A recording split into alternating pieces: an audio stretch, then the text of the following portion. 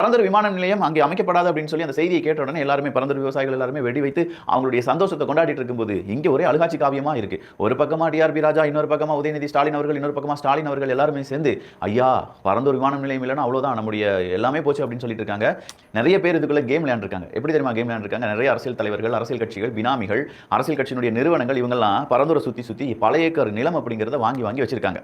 இந்த பல ஏக்கர் நிலம் அப்படிங்கிறது விலை கூட போதுரே அங்கே விமான நிலையம் வருது அப்படின்னு சொல்லி என்ன செஞ்சிருப்பாங்க? நிறைய பேருடைய மண்டையை கழுவி, என்ஆர்ஐயா இருக்கிறவங்களுடைய மண்டையெல்லாம் கழுவி வாங்க இங்க வாங்கி போட்டீங்கன்னா 5 வருஷத்துல நீங்க போட்ட காசை டபுளா எடுத்தலாம் அப்படின்னு சொல்லி ரியல் எஸ்டேட் பிசினஸ் அப்படிங்கிறது ரொம்ப தாராளமா நடந்திருக்கு. இந்த ரியல் எஸ்டேட் பிசினஸ் நடக்கிறதுக்கு முன்னாடி அங்க இருக்கக்கூடிய அரசியல் தலைவர்கள், நடிகர் நடிகைகள் கொஞ்சம் பேர் இவங்க என்ன செஞ்சிருக்காங்க? நாங்க இடம் வாங்கி போட்டிருக்காங்க.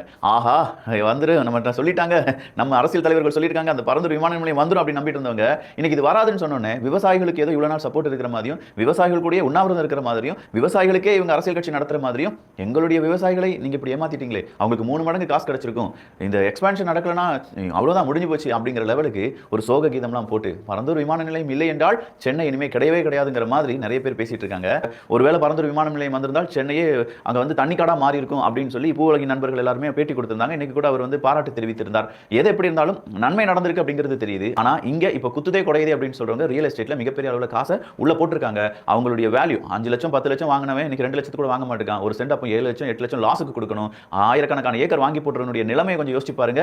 அதுதான் இப்போ யதார்த்தமா அங்க நடந்துட்டு இருக்கு. ஏக்கர் கணக்கில் நிலத்தெல்லாம் வாங்கி போட்டுருக்கிறது யார் அப்படின்னு பார்த்தீங்கன்னா பெரிய பெரிய பண முதலைகள். ஏன்னா அவங்களுக்கு தான் இந்த நியூஸ் ஃபர்ஸ்ட் போகும். நம்ம அரசாங்கம் இங்கே வந்து விமான நிலையம் வைக்க போகிறது, சீக்கிரமா இடத்த வாங்கி போடுங்க அப்படின்னு சொல்லி ஒரு சிக்னலை கொடுத்திருப்பாங்க. அந்த சிக்னலின் அடிப்படையில் நிறைய இடத்த வாங்கி போட்டிருப்பாங்க. அவங்க எல்லாருமே இப்போ பழைய டிஎம்கே சார்ந்தவர்களை கேள்வி மேல கேள்வியா கேட்டுட்டு இருக்காங்க. அதற்கு டிஎம்கே பதில் சொல்ல வேண்டியதாக இருக்கும்.